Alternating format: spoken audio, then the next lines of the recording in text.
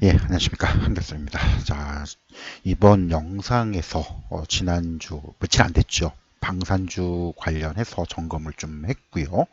그리고 방산주 이슈에 대해서, 그리고 최근 주가가 굉장히 강세인데 어떻게 대응을 해야 될지, 그리고 나름대로 목표가에 대한 전략 설명을 드렸는데요. 다시 한번 좀 설명을 드리고 또 몇 가지 짚고 넘어가야 할 부분도 있는데 요거 한번 점검을 좀 하겠습니다. 일단 시작하기 전에 구독, 좋아요, 알림 눌러주시고 시작을 하겠습니다.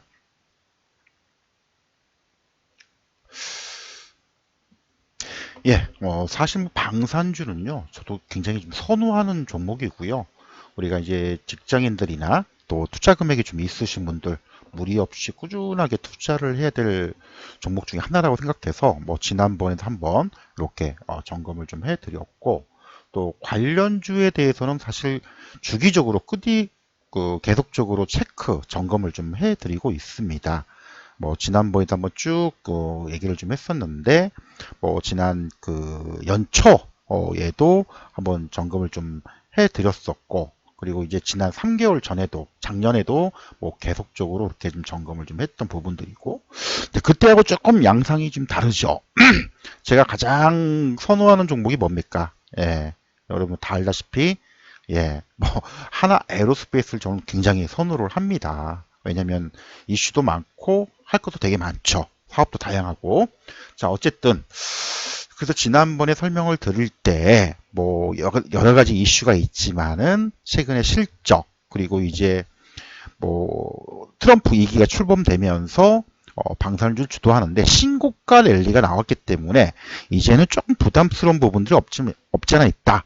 추가적으로도 갈 수는 있지만은 일단은 요 하나 에어로스페이스와 현대로템 같은 경우는 신고가가 나왔기 때문에 추가 상승이 나오는 건 좋지만 목표가를 다다랐기 때문에 이제 분할로 이익을 챙기면서 가야 될 구간에 진입을 했다라고 설명을 드렸죠. 그 이유에 설명을 드렸습니다.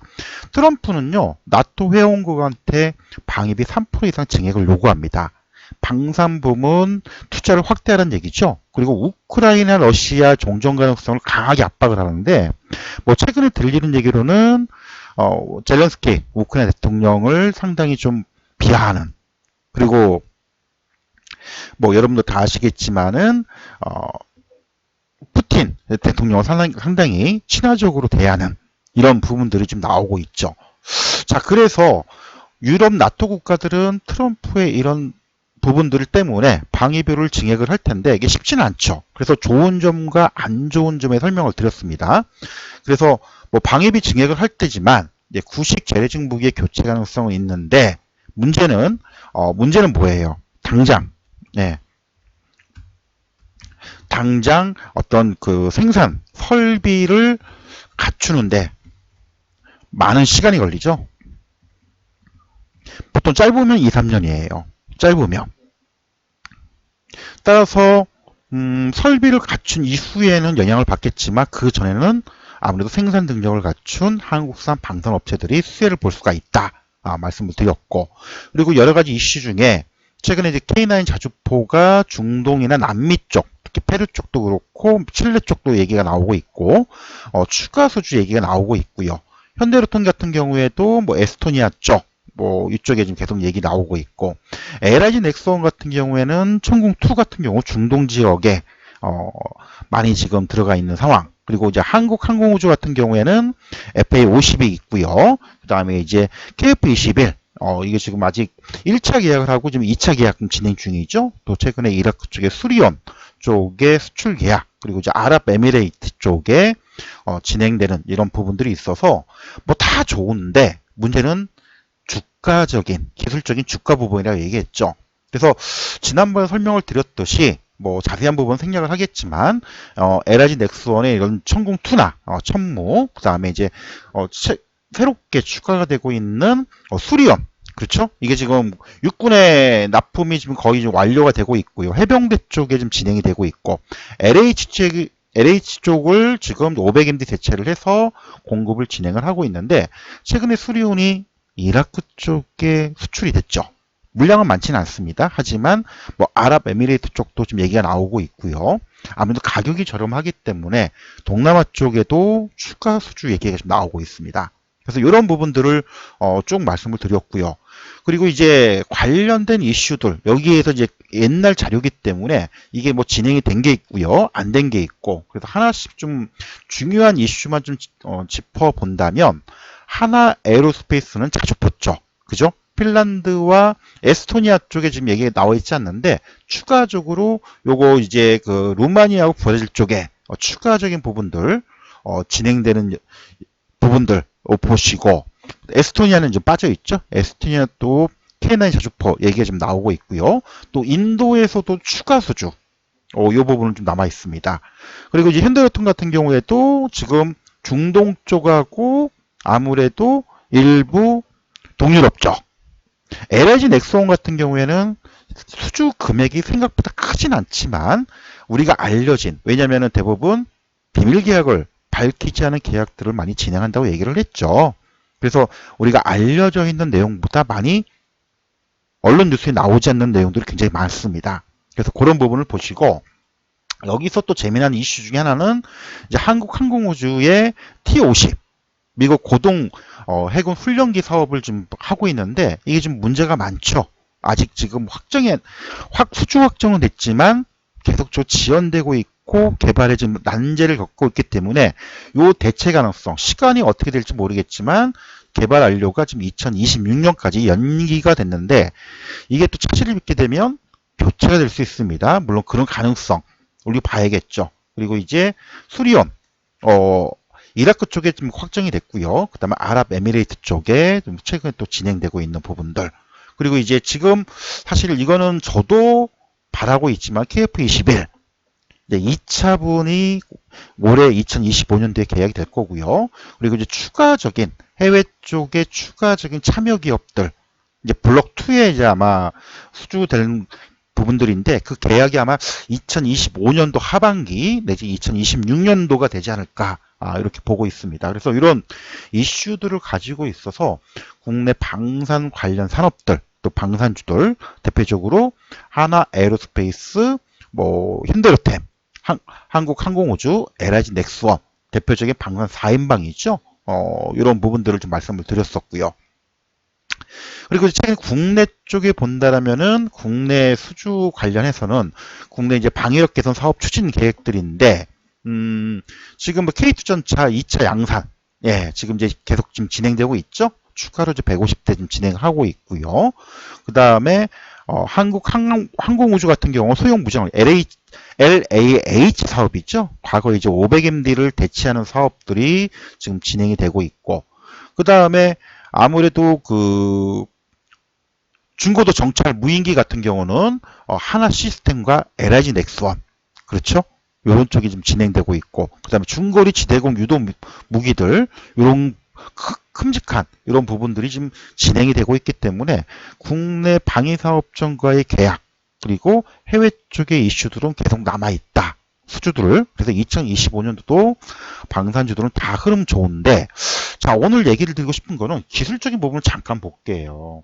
지금 한국 하나 에어로스페이스입니다. 주가 흐름을 이렇게 보자면, 야, 뭐 2022년도 뭐 6만원, 7만원대, 그 다음에 이제 그 하나 비전하고 이게 분할을 했죠. 그래서 지금 가격대가 과거의 실제 주가보다 한 25%가량 좀 더 비싸졌죠. 많아졌죠. 표시가.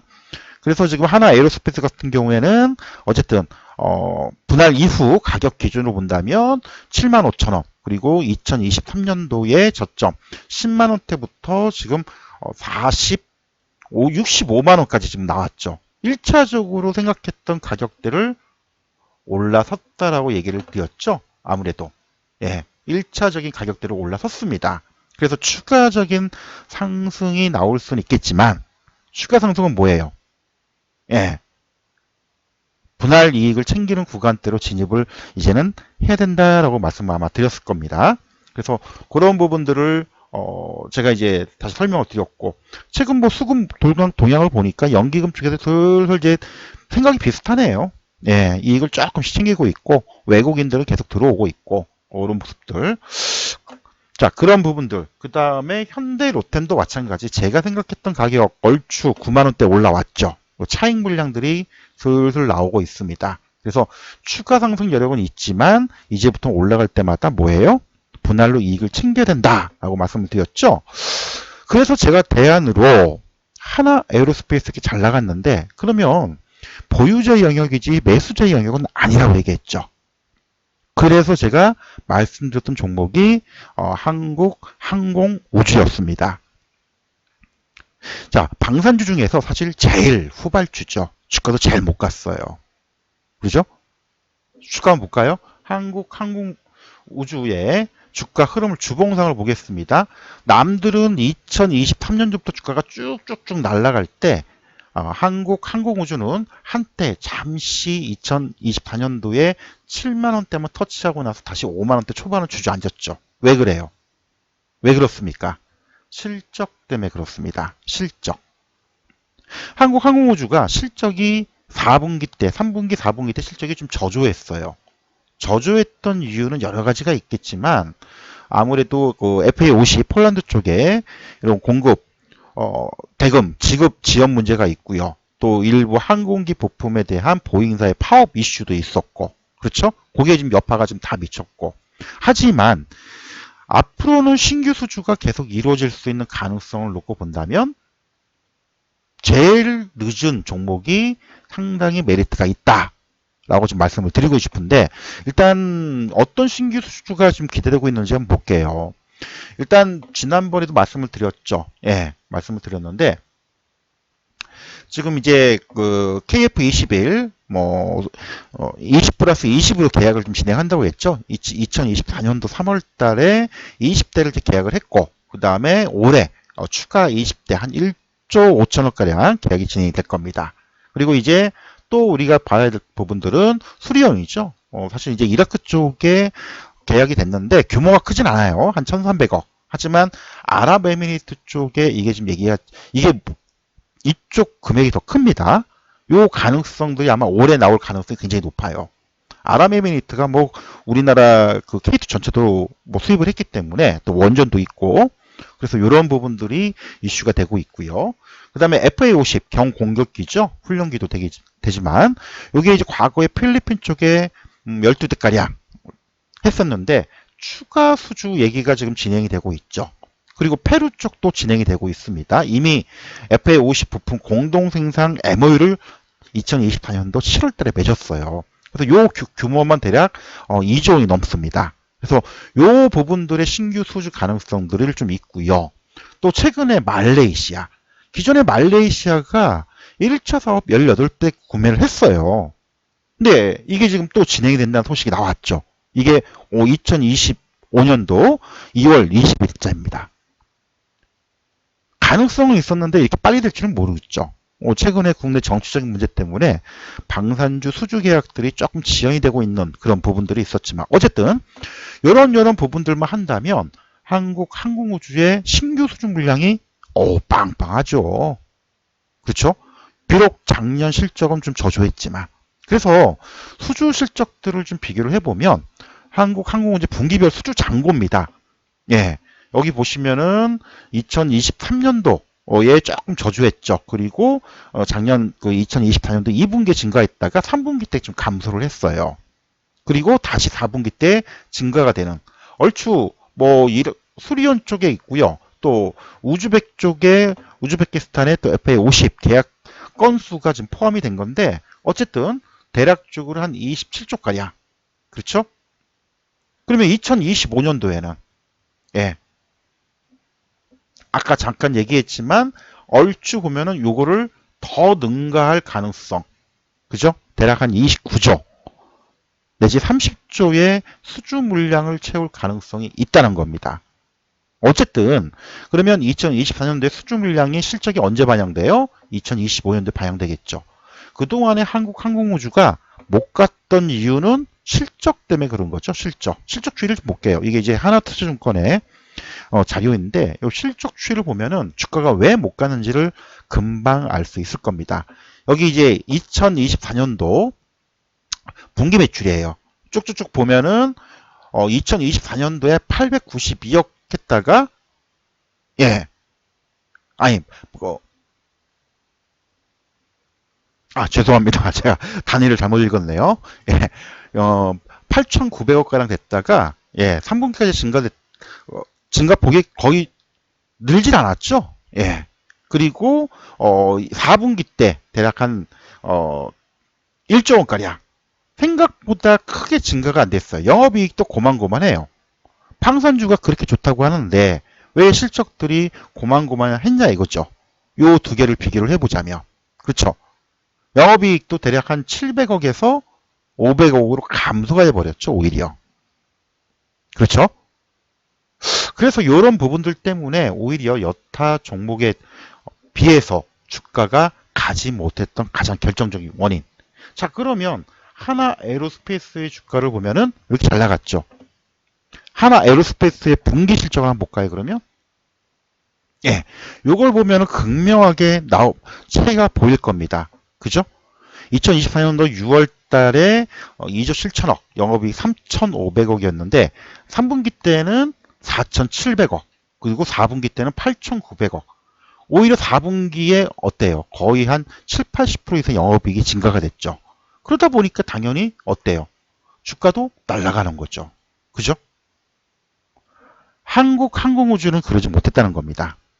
따라서 상대적으로 4분기 실적이 고만고만하다 보니까 요게 주가에 그대로 반영이 됐다. 하지만 2025년도 수주 잔고를 본다면 어때요? 꾸준히 증가되는 이런 모습들 나올 가능성이 굉장히 높죠. 그래서 상대적으로 하나 에어로스페이스에 비해서 한국 항공우주의 주가가 오르지 못했다는 점, 이런 거를 좀 비교를 해볼 필요가 있을 것 같아요.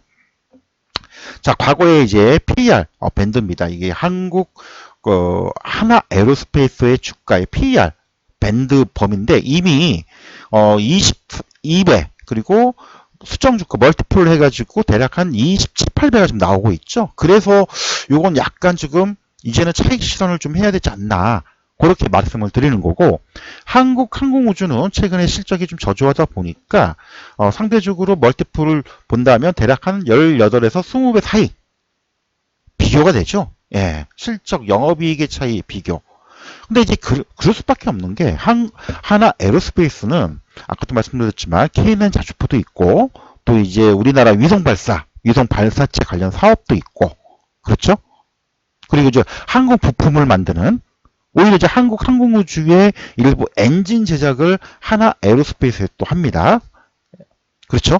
그래서 그런 부분들이 있기 때문에 다양한 사업에 대한 어떤 멀티플이 가능한데 한국 항공우주는 뻔하죠. 예. FA50, KF21, 수리온. 그래서 오히려 한국 항공우주가 제가 볼 때는 여기서 보듯이 미운 오리 새끼에서 백조로 지금 부활하지 않나. 남들 다 갈 때 못 갔죠? 열받죠. 주가가 안 가니까. 근데 그게 해소가 되는 측면에 본다면 상대적으로 못 갔기 때문에 얘는 매수자의 영역으로 봐야 되고요. 예. 하나 에어로스페이스는 보유자의 영역으로서 이제는 올라갈 때마다 이익을 챙겨야 되는 이런 전략으로 대응을 해야 되지 않나라고 말씀을 드리는 이유입니다. 어쨌든 최근 주가가 불끈하고 있는데 이 말레이시아 쪽의 얘기가 오늘 나왔어요. 이게 이제 아마 조만간이 될 겁니다. 이것도 한 1조 3천억 가량 될 텐데, 그래서 최근 주가를 보면은 오늘 한국 항공우주의 주가를 보면은 뭐 작년 2024년도 11월 달에 7만 원 터치했다가 실적 발표가 나오면서 쭉 내려왔는데 예. 다시 쭉쭉 올라가고 있죠. 그죠?